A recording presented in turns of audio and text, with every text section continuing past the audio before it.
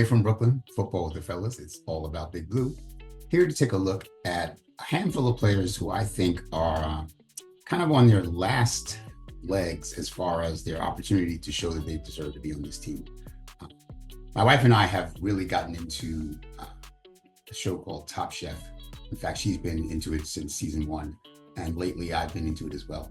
And Top Chef has this concept called Last Chance Kitchen, meaning that if you lost, you get a chance to come back again if you compete against the other people who lost. And I think this is a last chance kitchen for a handful of New York Giants former draft picks. I'm going to list 4 of them who I think are in their last chance kitchen. Starting with Evan Neal, 7th overall pick. It's time for him to put up or shut up. We're moving him to guard this year, finally. And I think he could be a good guard, but he needs to now. Another first round pick, Tay Banks. Terrible against the run. I mean, just flat out terrible against the run. Not a good tackler. Doesn't seem to want to tackle. And doesn't get any interceptions. He doesn't seem to get his head around when the ball's coming. So pretty decent in terms of coverage, but as far as actually getting turnovers or even PBUs, just not very good at that. So I think this is, his shot. JMS at center, John Michael Schmitz. I never saw why we took him in the second round. I mean, he was the second best center coming out that year, but so what? I just didn't think he was that good coming out of Minnesota, and he seems to be proving me right. I don't think he's that good a center.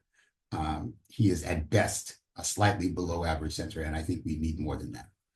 And then finally, Jalen Hyatt, who we moved up for in the 3rd round, and who I thought was going to be a really good addition and field stretching deep threat. And he just hasn't yet, for whatever reason or reasons. Notice I didn't mention Kayvon Thibodeau. A lot of people seem to be a little bit down on Kayvon, maybe more than a little bit. I'm not one of them. If we had lost that game to the Colts last year and had the 1st overall pick and took Cam Ward with the 1st overall pick, which we would have done, then we wouldn't even be talking about moving on from Kayvon, right? Because we wouldn't have Abdul Carter. And I think if we had the 1st overall pick and took Cam Ward and was still looking at a team that would have Brian Burns and Kayvon Thibodeau as its outside linebackers, edge rushers, that would be fine. I think Kayvon is a solid outside linebacker. It's not a great outside linebacker. He certainly hasn't played like a 5th overall pick, but he's not someone who I think is a problem on this team. He's not the reason that we were 3-14. And now as a rotational piece, solid rotational. I'm sure he's going to get, 35, 40 snaps a game, but probably not the starter. I think that is a really good depth option to have. So yeah, I'm fine with Kayvon Thibodeau. I would have been willing to trade him for a piece that we needed more, like a stud defensive tackle or guard, offensive guard. But I don't think that we need to get rid of Kayvon Thibodeau. So the 4 people I'm really focused on as people who have to put up or shut up this year are, as I said, Evan Neal, Tay Banks, John Michael Schmitz, and Jalen Hyatt. And of those 4, the person who I have the highest hopes for is Jalen Hyatt. If any one of those 4 turns out to be an above average player, that is a significant upgrade for us. And I think could really have some serious impact on the team. If one of those 4 players who was drafted within the first 3 rounds, 2 of them in the 1st round, turns out to be a slightly above average, like 15th best player at his position in the NFL, that changes a lot of things for us, especially if other people stay healthy. So what I'm going to do is take a look at some reasons why I am still high on Jalen Hyatt. And I would hope that you would share my opinion. So why am I high on Hyatt? Partially because of the improved quarterback room, but also because of what I've seen from Hyatt in the past. So let me start by looking at what I think is some of the reasons that he hasn't put up big numbers yet, like why don't we throw to him more? Here's an example of a play, and here's Hyatt right here, where, look at this. I don't know how much more open you need to be. And instead, Daniel Jones throws into the flat, which, by the way, he bounces that pass, but whatever. That's not the reason that's a bad read. Why would you throw the ball to someone who is behind the line of scrimmage? The ball was snapped at the 37. Why would you rather throw the ball to someone I'm sorry, the ball snapped to 32. He's at the 27. Why would you throw to the 27 instead of to the 35? This man is 8 yards further downfield and wide open and faster. And clearly someone is stepping up to address your running back in the flat. And no one really is chasing Jalen Hyatt. So I don't get it. I don't understand what the point of not throwing to Hyatt here was.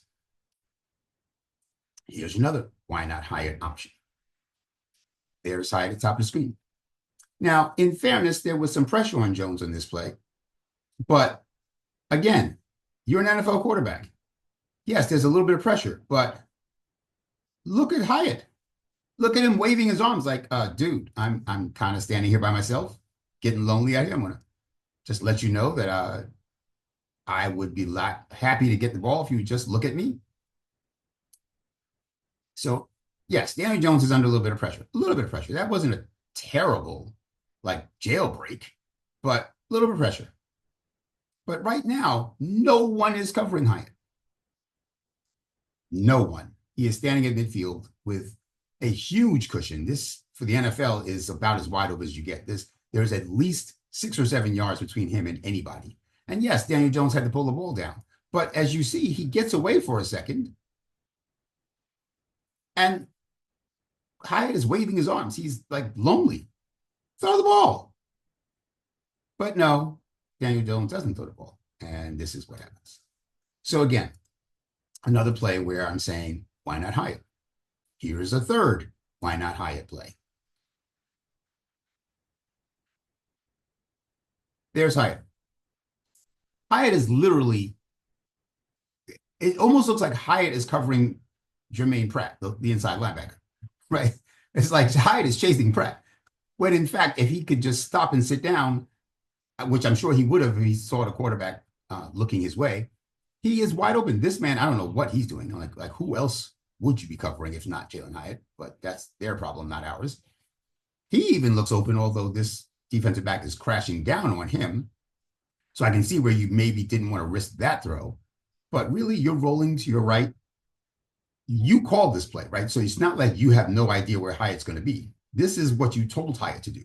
So as you're rolling right, are you telling me that if you don't think he's open enough, and I do, by the way, and if you don't think he's open enough, and I do, by the way, think he's open enough. I mean, he's got someone behind him, but you could have squeezed that pass in here, but certainly in here, but absolutely to Jalen Hyatt. So if you didn't like those first two reads, why not stop and hit Hyatt? Now, another thing I'll say about this play, let's stop right here. 1, 2, 3, 4, 5 offensive linemen blocking no one. Our 5 offensive linemen are blocking no one on this play. Let's watch this again, because this is actually impressively bad. So first of all, why would you pull out? Why not just block him? If the right tackle cracks down here, then he can roll out, and this man is no longer in the play. Why wouldn't you block him? Then he can roll, and then this man is no longer in the play. But no, you don't do that. You go jogging down the line of scrimmage for cardio.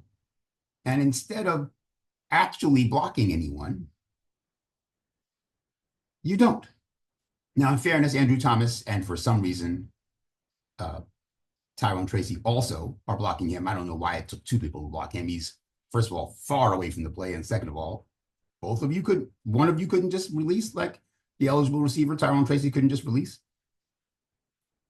And now we see offensive linemen jogging alongside people. Here's an offensive lineman jogging alongside a tight end who also could have released but didn't. And now, what exactly are you guys doing? What are you doing? Like, if anything, turn back around and see if this guy needs help, or plant so that if he reverses field, you can cut them back off from coming back towards him. But no, you're just jogging. And that's why that play didn't work. So terrible scheme all around. And there again is Jalen Hyatt sitting at midfield by himself. Again, what are you doing? Who are you covering? You're covering the 50-yard line marker. I don't get it, but that's not my team. Here's a pass that Hyatt actually did catch way too late. This is from Tommy DeVito. You might remember this play. And everybody talked about it like, what a great toe tap grab. Well, not everybody, but several people talk about like, what a great toe tap grab by Hyatt. This is Hyatt. But he is open now. This is an inside linebacker. Do you really think this inside linebacker who is backpedaling can keep up with Hyatt, who runs at worst a 4.40? Like he ran a 4.4 with his hamstring tight.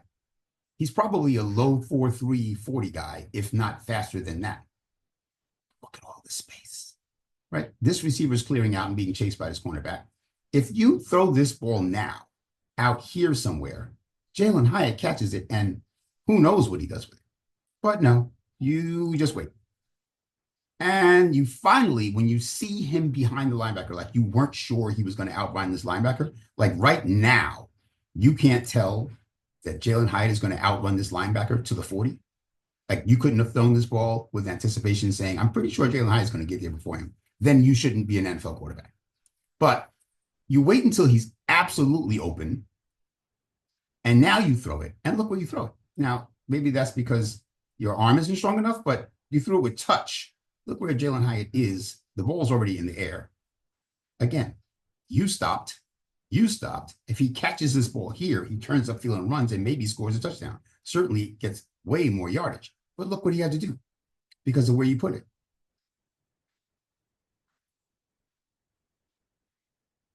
And yes, great catch and great job getting your feet in bounds. But why not throw that ball now? As soon as he made this break, really? You couldn't tell he was going to be open? Terrible quarterback play. So yes, the quarterback room is much better now. You think Jameis Winston would have waited that long to throw the ball? No, Jameis was throwing it anyway. Jameis might have thrown it to the deep post. He might have thrown it here, and I wouldn't have been mad at him. So again, we talk about this play like it was a great catch. This is that same play from behind the Vito. We talk about that play like it was a great catch, and it was a great catch, and he got his feet in bounds, and I'm really impressed. But this is the linebacker that Hyatt is going to get behind. Did you see this? This is Hyatt. This is the linebacker who's not even turning and running. You can't tell Tommy DeVito. You know the route. You called the play. You can't tell that he's going to beat that linebacker to the seam? Really? You see when he cocked his arm to throw? And what does that do?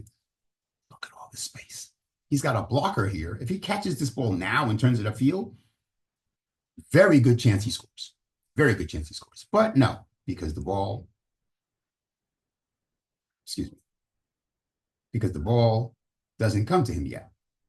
By the time the ball comes to him, he barely keeps his feet in bounds. So again, why do I have confidence that we're going to be better this year? Because our quarterback play will be better. And why am I high on Hyatt? Because Hyatt ran a great route. He was wide open. And when the pass got there too late, he made a great adjustment and got his feet in. This is a good receiver. This is someone who I believe can do well. Now, a little bit more of the why the quarterback room is going to help is here's a why not Neighbors play. And this is Neighbors, right? This is week 1, but here's Neighbors. You can't see that Neighbors is going to beat this man across the field. Like, you don't consider this a big enough window? Yeah, I know there's a safety here, but you can't. There's clearly space between the linebackers. You can't fit this ball into this window. Like, what? Why would you throw this pass, which turned out to be a ridiculous negative 5-yard play? But that's not the point. The point is, look at Neighbors. Now he's open, and this is what you did instead. I don't get it. So this is that same play from behind the quarterback. What would make you think, let's slow this down. You got plenty of time to throw, right? The pass protection was not the problem. But you've just given up on that whole side of the field now, and now you're looking for the check down, even though you've got plenty of time to throw. And watch, this is Neighbors. You see this window here? You can't fit this ball in there? Really? I mean, this linebacker is pretty much occupied with Christian Manhurst, the tight end. This linebacker is not keeping up with Neighbors. If you throw this ball here to the A in Giants, you're telling me Neighbors wouldn't have had a chance at that ball? But no. And there's no one near you from Minnesota. It's not like you were under duress and had to make a quick read. That is wide open. And you didn't choose to do that. But let's close on some high notes. Let's show you why I'm high on Hyatt. You might remember this game. This was Hyatt's first NFL catch. We were down, I believe it was 20-0 at the half against the Arizona Cardinals. And Daniel finally lets one out, air went out deep. And he made Hyatt slow down, but he did make the catch. And so that was a huge play and began our comeback in the game that we ultimately won. So great. Clear. Oh, you might wonder, how did he get that open? Because he can fly, and he ran right past that cornerback. Later in that same game, fourth quarter, we needed one more touchdown to get back to tie it up. And there's Hyatt climbing the ladder for a contested catch. Right? It was 28-21 in the fourth quarter when he made that catch. So it's not like he can't make good catches when he's, covered. He's good at contested catches as well. And here are a combination of plays that you might remember from that same year. This is from Tyrod Taylor. Nice catch. Very nice catch. Look at that ball tracking. I mean, let's watch these two again. This is not something to take lightly. This is a guy who can find the ball and adjust to the ball and make the catch. Like, it's not like he has bad hands. It's not like he's not capable of making NFL catches. That was a really good catch. Let's look at this. Here's something that he does well. This is from DeVito. Is yak. Look at that move. Let's watch that again. Because they respect the speed, so you had to, take off in full sprint to try to cut him off, and he just cut underneath you. So I'm saying these are the reasons that I feel confident that Hyatt can produce for us. And of the four, Neal, Banks, JMS, and Hyatt, who I consider on their last legs, last chance kitchen, that's the one I have the most confidence in, because I think that with Russell Wilson in the room, and even with Jameis Winston, if Wilson goes down, those are veteran quarterbacks who will see him for what he can do. He's not in their doghouse. For some reason, he seems to be in our doghouse, or at least in Dable's doghouse. With better quarterback play and with a little bit more seasoning and maybe another 5 or 10 pounds, I heard he had put on some muscle. I think he can do good things for us. He doesn't have to have a 1,000-yard season. I think if he has, a decent enough season, if he gets 2 deep shots a game and catches one of them, that changes how teams play against us, right? You saw me show footage in earlier episodes of how teams just crash down on our short and intermediate routes because they know we don't go deep. Well, now we can go deep, and he'll be part of the reason. So that's what I think. I'd love to know what you think. Drop us a comment. As always, grab that subscribe button, like, share, all those good things. That's what I think. Tell me what you think. Play from Brooklyn, Football with the fellas, and I'm out. Big shout out to L Marquee Productions, the talent behind the music and production here at Football with the Fellas. It's all about Big Blue. Their beats bring energy and excitement to every episode. L Marquee's skills in mixing, mastering, and creating top quality sound make the podcast come alive each week. For your own projects, check out lmarqueeproductions.com and take your sound to the next level.